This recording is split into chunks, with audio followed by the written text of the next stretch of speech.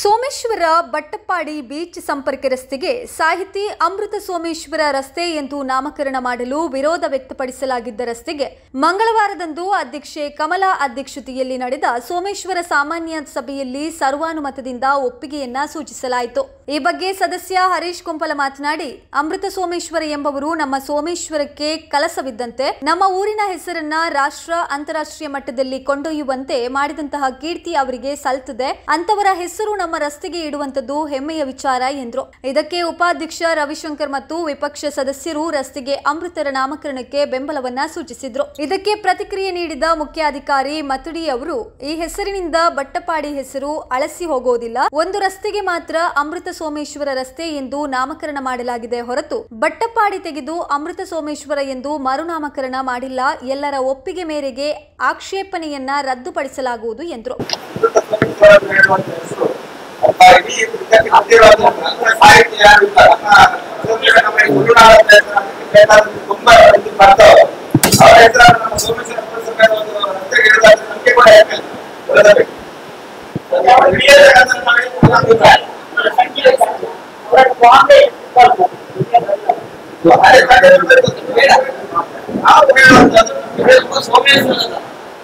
ನಮ್ಮ ಸ್ಥಳೀಯ ಸಂಸ್ಕೃತಿ ಮತ್ತು ನಮ್ಮ ಹಿರಿಯ ಕಟ್ಟುಪಾಡುಗಳನ್ನು ರಾಷ್ಟ್ರ ಮಟ್ಟಕ್ಕೆ ಒಂದು ಬರವಣಿಗೆ ಮೂಲಕ ತೋರಿಸಿಕೊಟ್ಟವರಲ್ಲಿ ಅಮೃತ ಸೋಮೇಶ್ವರ ಅವರು ನಮ್ಮ ಊರಿಗೆ, ನಮ್ಮ ಸೋಮೇಶ್ವರಕ್ಕೆ ಅಥವಾ ಅಮೃತ ಸೋಮೇಶ್ವರ ಸೋಮೇಶ್ವರ ಹೆಸರನ್ನು ರಾಷ್ಟ್ರ ಮಟ್ಟದಲ್ಲಿ ಹೆಸರು ಮಾಡಿಸಿದ್ದಾರೆ.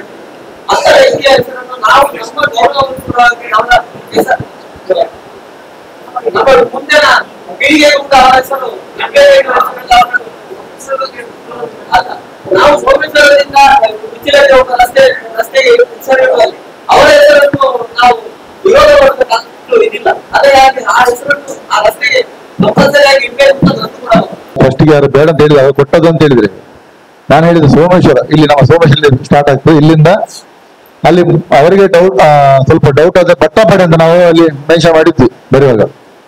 ಬಟ್ಟಪ್ಪಾಡಿ ಅವರಿಗೆ ಬೇಡ, ಬಟ್ಟಪ್ಪಾಡಿ ಹೆಸರು ಹೋಗ್ತದೆ ಅಂತೇಳಿ ಅವರ ಗಮನ ಇತ್ತು. ಬಟ್ಟಪ್ಪಾಡಿ ಇದು ಅಮೃತ ಸೋಮೇಶ್ವರ ಹೆಸರು ಇಟ್ಟರೆ ಬಟ್ಟಪ್ಪಾಡಿ ಅನ್ನೋ ಹೆಸರು ಹೋಗ್ತದೆ ಅಂತೇಳಿ ಅವರಿಗೆ ನಾನು ಕ್ಲಾರಿಫಿಕೇಶನ್ ಕೊಟ್ಟಿದ್ದೇನೆ. ಬಟ್ಟಪ್ಪಾಡಿ ಅಂತ ಅಥವಾ ಫಿಶರಿ ಸರಿ ರೋಡ್ ಇದೆ, ಅದೇ ಪೆರಿವೆಲ್ ರಸ್ತೆ ಇದೆ, ಅದೆಲ್ಲ ಯಾವುದು ಹೋಗುದಿಲ್ಲ.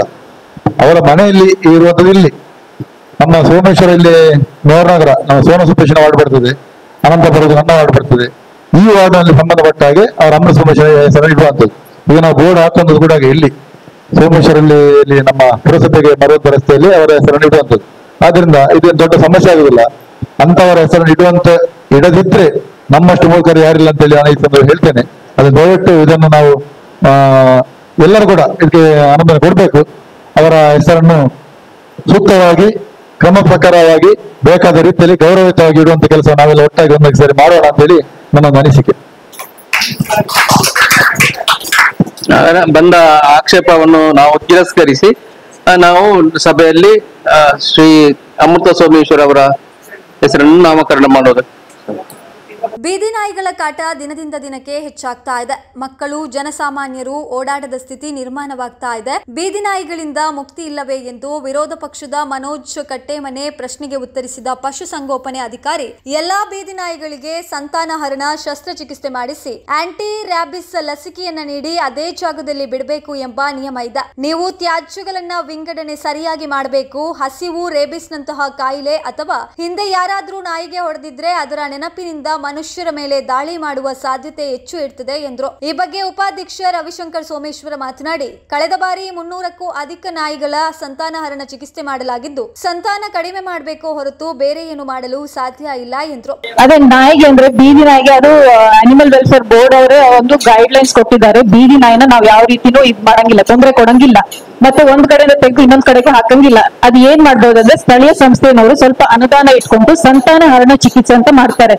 ಅದಕ್ಕೆ ನೀವು ಅನಿಮಲ್ ಕೇರ್ ಟ್ರಸ್ಟ್, ಪ್ರಾಣಿ ದಯಾ ಸಂಘ ಅಂತ ಇರ್ತಾರೆ, ಅವರೊಟ್ಟಿಗೆ ಮಾತಾಡ್ಕೊಂಡು ನಾಯಿನ ಶಸ್ತ್ರಚಿಕಿತ್ಸೆ ಮಾಡಿಸಿದ್ರೆ ಶಸ್ತ್ರಚಿಕಿತ್ಸೆ ಒಟ್ಟಿಗೆ ಅವ್ರು ಆಂಟಿ ರೇಬಿಸ್ ಕೂಡ ಹಾಕಿ ನಾಯಿನ ಅಲ್ಲಿಗೆ ತಂದು ಬಿಡ್ತಾರೆ. ಯಾಕಂದ್ರೆ ಅದು ನಾವು ಬೇರೆ ಕಡೆ ಶಿಫ್ಟ್ ಮಾಡಂಗಿಲ್ಲ ಅಂತಾನೆ ರೂಲ್ಸ್ ಇದೆ. ಸೊ ಹಾಗಾಗಿರೋದ್ರಿಂದ ನೀವು ಆ ಪಾಪ್ಯುಲೇಷನ್ ಸ್ವಲ್ಪ ಕಂಟ್ರೋಲ್ ಮಾಡ್ಕೋಬಹುದು. ಸೊ ಈ ಶಸ್ತ್ರಚಿಕಿತ್ಸೆ ಹೇಗಿರ್ಬೇಕಾದ್ರೆ ನಿಮ್ಮ ಪಾಪ್ಯುಲೇಷನ್ ಪ್ರಕಾರ ಅದು ವಿಗ್ರಸ್ ಆಗಿ, ಅಂದ್ರೆ ಒಂದು ಕಡೆ ನೀವು ಬರೀ 10 ನಾಯಿಗೆ ಆಪರೇಷನ್ ಮಾಡಿಸಿದ್ರೆ ಅಲ್ಲಿ ಒಂದು ಇನ್ನು 10 ನಾಯಿ, ಇನ್ನು 10 ಮರಿ ಹಾಕಿರ್ತದೆ.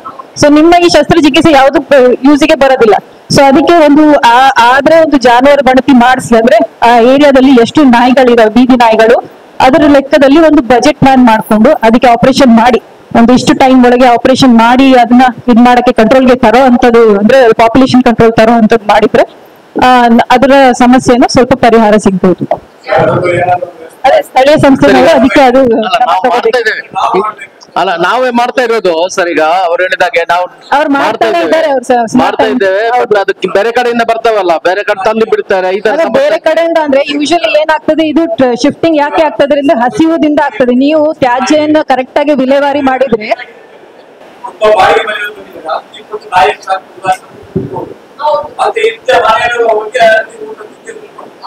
ಈಗ ಹೌದು ಹೌದು ಅಲ್ಲ ಇದಕ್ಕೆ ವಾಪಸ್ ನಾಯಿಯನ್ನು ಕೊಂಡೋಗಿ ವಾಪಸ್ ಸಾಮಾನ್ಯ ಕಚ್ಚೋದಂದ್ರೆ 4 ಬಾರಿ ನಾಗ್ತಾ ಉಂಟು. ಮಾಡ್ತಾ ಇದ್ದೆ. ಈಗಾಗಲೇ ನೋಡಿ ಕಳೆದ ಬಾರಿ ಮೊನ್ನೆ ಬೇಸಿದೆ, ಕಳೆದ ಬಾರಿ 360 ನಾಯಿಗಳಿಗೆ ಆಪರೇಷನ್ ಆಗಿದೆ.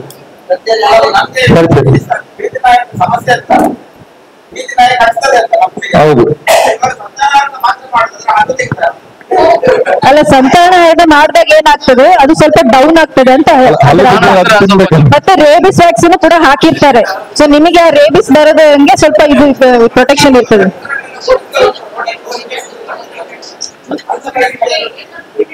ಅಲ್ಲ, ಯಾವ್ದಾದ್ರೆ ನಿಮ್ಗೆ ಅಂತ ಜೋರಿರುವಂತ ನಾಯಿ ಇದ್ರೆ ನೀವು ಇವರು ಪ್ರಾಣಿ ದಯಾ ಸಂಘಕ್ಕೆ ಹೇಳಿ ಅದನ್ನ ಒಂದು ಕೂಡಾಕಿ ರೇಬಿಸ್ ಕನ್ಫರ್ಮ್ ಮಾಡಿಸ್ಕೋಬಹುದು. ಅಷ್ಟೇ ಬಿಟ್ರೆ ಬೇರೆ ಯಾವ ಬೀದಿ ನಾಯಿಗೂ ನಾವು ಇದ್ ಮಾಡ. ಈಗ ನೋಡಿ ನಮ್ಮ ಇಲ್ಲೇ ಆಫೀಸ್ ಮುಂದೆ 4 ನಾಯಿಗಳಿದಾವೆ, ಬೀದಿ ನಾಯಿ.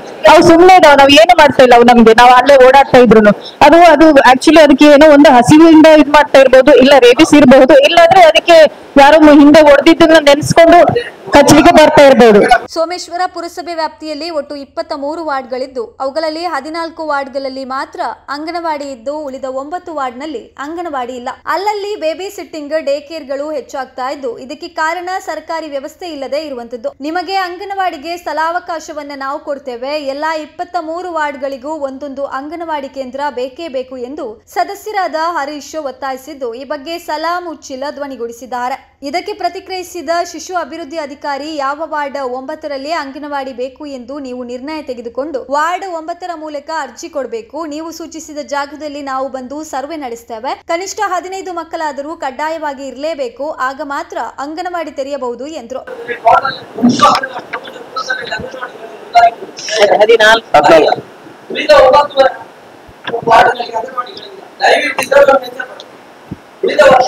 ನಮಗೆ 23 ವಾರ್ಡ್ಗೆ 23 ಅಂಗನವಾಡಿಗಳು ಬೇಕು. ಇದನ್ನು ನಾವು ಹೇಳ್ತಾ ಇದ್ದೀವಿ. ಅಲ್ಲ, ಅದು 23 ವಾರ್ಡ್ ಇದೆ. 23 ವಾರ್ಡ್ ಅಲ್ಲಿ ಮತದಾರರು 1,000ಕ್ಕಿಂತ ಮೇಲೆ ಇದ್ದಾರೆ. ಅಲ್ಲ, ನಮ್ಗೆ ಅಂಗನವಾಡಿ ಸ್ಯಾಂಕ್ಷನ್ ಆಗಬೇಕು. ನಾವು ಅಲ್ಲಿ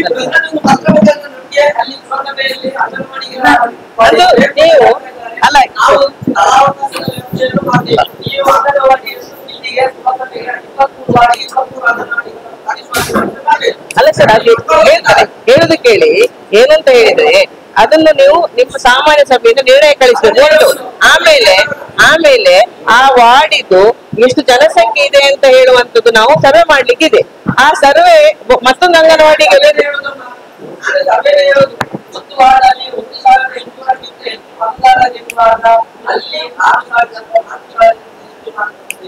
ಜನಸಂಖ್ಯೆ ಇರ್ತದೆ. 200ಕ್ಕಿಂತ ಹೆಚ್ಚು ಮನೆಗಳಿದೆ ವಾರ್ಡಲ್ಲಿ. 300 ಮನೆಗಳಿರುವಾಗ ಅಲ್ಲಿಗೆ ಒಂದು ಅಂಗನವಾಡಿ ಅವಶ್ಯಕತೆ ಇದೆ. ನಮ್ಗೆ ನಿಮಗೆ ಇರುವುದು 100 ಅಥವಾ 120 ಅಂಗನವಾಡಿ ನಮ್ಗೆ ಅಂದ್ರೆ 3 ರಿಂದ 6 ವರ್ಷದ ಮಕ್ಕಳು 15 ಇರಬೇಕು. 6 ತಿಂಗಳಿಂದ 3 ವರ್ಷದ ಮಕ್ಕಳು. ಅದೇ ಆ ಸರ್ವೆ ವ್ಯಾಪ್ತಿಯಲ್ಲಿ ಒಂದು ಅಂಗನವಾಡಿ ಮಾಡುವಾಗ ಅಂಗನವಾಡಿಗಳ ಕೊರತೆಯಿಂದ ಖಾಸಗಿ ಅಂಗನವಾಡಿಗಳಿಗೆ ಯಾವುದು ಅಥವಾ ಬೇಬಿ ಸಿಟ್ಟಿಂಗ್ಗಳು ಹೆಚ್ಚಾಗ್ತಾ ಇದೆ. ಸರ್ಕಾರಿ ವ್ಯವಸ್ಥೆಗಳು ಇಲ್ಲದ ಕಾರಣ ಬೇಬಿ ಸಿಟ್ಟಿಂಗ್ಗಳು ನಮ್ಮ ವಾರ್ಡ್ಗಳಲ್ಲಿ ಜಾಸ್ತಿ ಆಗ್ತದೆ. ಕಾರಣ ನಮ್ಮಲ್ಲಿ ಅಂಗನವಾಡಿಗಳು ಕೊರತೆ ಇದೆ. ಒಂದು ಮಗವಿಲ್ಲದ ಕುಪ್ಪಲಗೆ ಬರಬೇಕು. ಕುಪ್ಪಲ ಶಾಲೆಯಲ್ಲಿ ಮತ್ತು ಕುಪ್ಪಲ ವ್ಯಾಯಾಮ ಶಾಲೆ ಬಳಿಯಲ್ಲಿ 2 ಅಂಗನವಾಡಿ. ಏಳನೇ ವಾರ್ಡ್ಗಿಲ್ಲ, 6ನೇ ವಾರ್ಡ್ಗಿಲ್ಲ, 7ನೇ ವಾರ್ಡ್ಗಿಲ್ಲ, 8ನೇ ವಾರ್ಡ್ಗಿಲ್ಲ. ಈ ಕಡೆ ಅದೇ ಗೋವೇಶ್ವರದಲ್ಲಿ ಉಂಟಾದ್ರೆ ಅಲ್ಲಿದೆ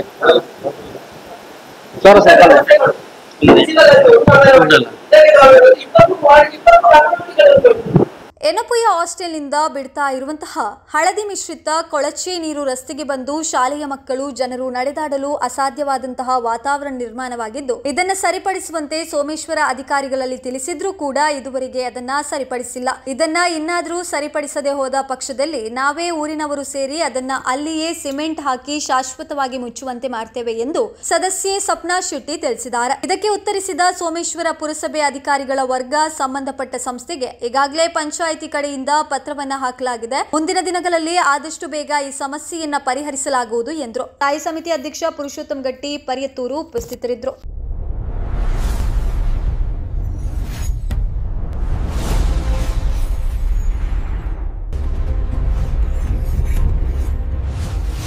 ಜನರ ಧ್ವನಿ, ಜಾಗೃತಿಯ ಬೆಳಕು, ಉಳ್ಳಾಲವಾಣಿ.